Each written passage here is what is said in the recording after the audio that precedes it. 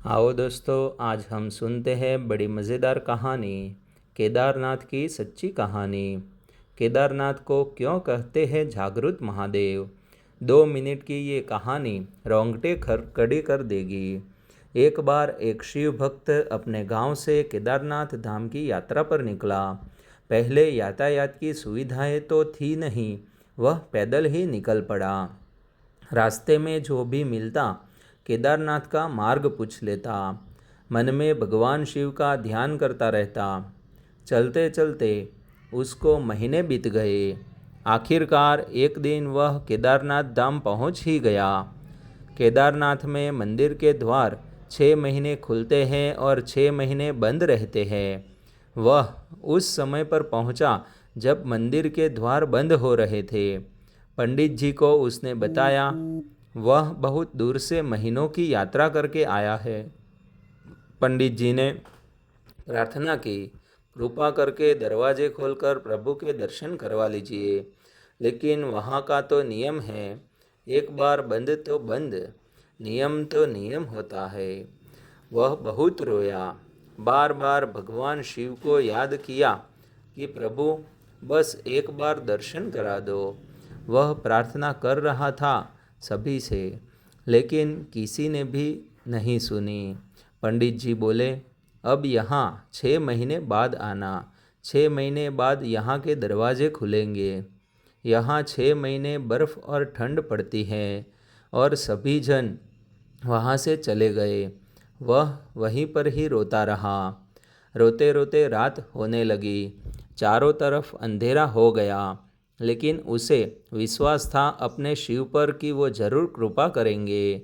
उसे बहुत भूख और प्यास भी लग रखी थी। उसने किसी की जान आने की आहट सुनी। देखा, एक सन्यासी बाबा उसकी ओर आ रहा है।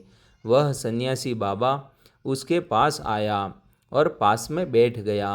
पूछा, बेटा कहाँ से आए हो? उसने सारा हाल सुना दिया और बोला, मेरा आना यहाँ पर व्यर्थ हो गया बाबा जी। बाबा जी ने उसे समझाया और खाना भी दिया, और फिर बहुत देर तक बाबा उससे बात करते रहे। बाबा जी को उस पर दया आ गई। वह बोले, बेटा मुझे लगता है सुबह मंदिर जरूर खुलेगा, तुम दर्शन जरूर करोगे।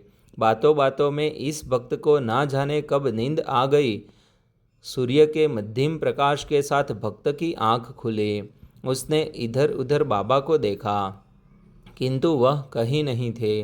इससे पहले कि वह कुछ समझ पाता, उसने देखा पंडित जी आ रहे हैं अपनी पूरी मंडली के साथ।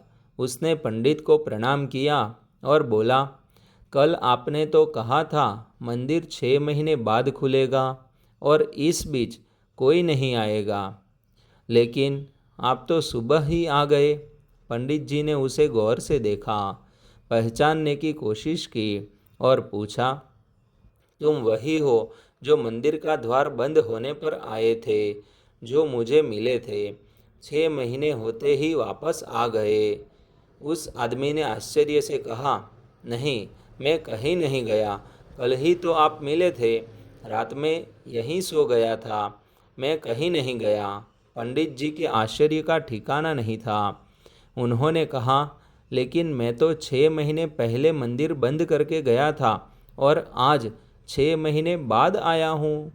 तुम 6 महीने तक यहाँ पर जिंदा कैसे रह सकते हो? पंडित जी और सारी मंडली हैरान थी। इतनी सर्दी में एक अकेला व्यक्ति कैसे 6 महीने तक जिंदा रह सकता है? तब उस भक्त ने उनको सन्यासी बाबा के मिलने और उसके साथ की गई सारी बातें बता दी कि एक सन्यासी आया था, लंबा था, बड़ी बड़ी जटाएं, एक हाथ में त्रिशूल और एक हाथ में डमरू लिए, मृगशाला पहने हुआ था।